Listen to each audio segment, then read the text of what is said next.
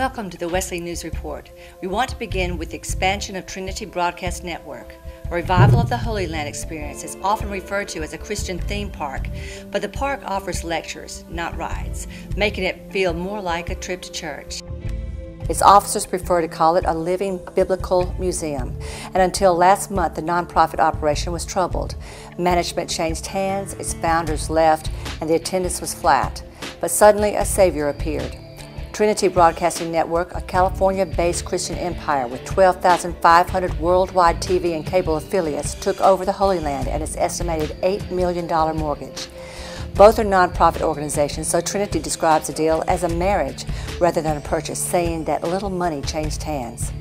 Already, ticket sales are up 25%, owing to mentions on the new parent's broadcast, and an expansion is planned. TBN now reaches every major continent via 54 satellites and more than 12,500 television and cable affiliates worldwide.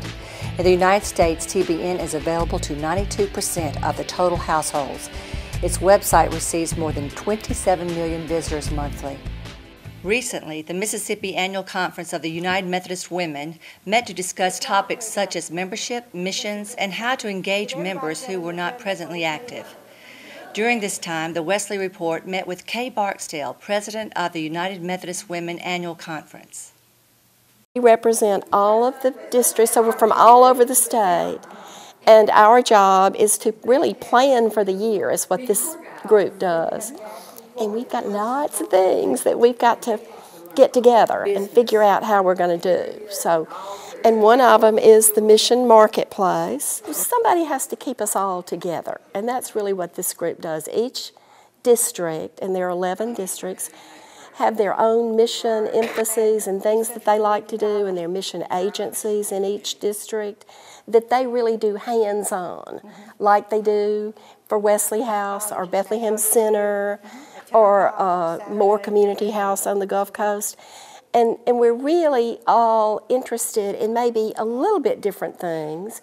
And like, for instance, the human trafficking, which is one of our big, all United Methodist Women all over the United States are interested in the problem of human trafficking. Of course, we really would like to get groups on college campuses started so that, of course, if you look at the group, we're getting more mature. I'm not going to say old. You remember I said there's no such word as old. No. But if we don't get young people in, then we're not going to be active anymore. So we lose what more if more there people. was no United Methodist Women? What would that be like? It would be pretty bad for the Methodist Church, I'll say that, because the Methodist Women is the mission arm of the United Methodist Church. Well, the people along the I-55 corridor are really interested in it because that's where we're getting so many problems, and it's probably the same east and west.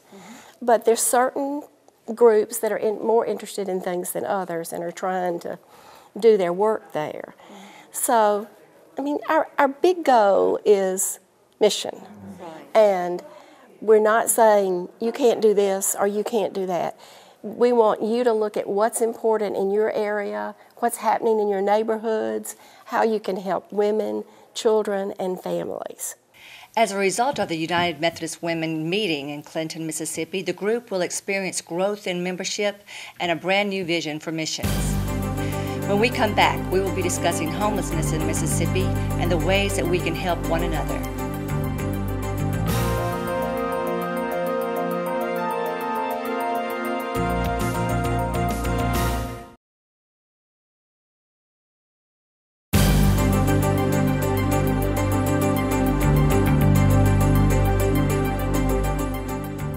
Last week in Jackson, Mississippi, advocates for homeless got together to discuss ways in which they could better obtain statistics of the number of homeless in Mississippi and the resources that are available. This particular meeting was a general membership meeting for Mississippi United to End Homelessness. Usually what we do is we have monthly meetings just to kind of keep our membership abreast of what's going on across the state concerning homeless activities and the like. It gives us a chance to basically talk about like what funding opportunities we have, what membership agencies are doing across the state, and trying to add new member agencies. Could you tell me the trend that's taking place now as far as shelters and transition and permanent housing? housing?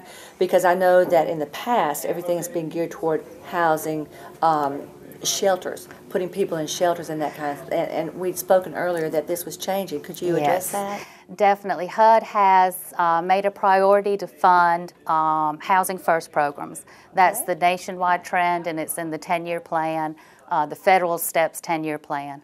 And what that means is they want to see people taken out of shelters and off the streets and put immediately into housing, not necessarily into shelters, into housing that can become permanent housing. And they've made funds available to do that, and it's called rapid rehousing. Mississippi United in Homelessness is a continuum of care for the 71 counties outside of the Jackson metro area.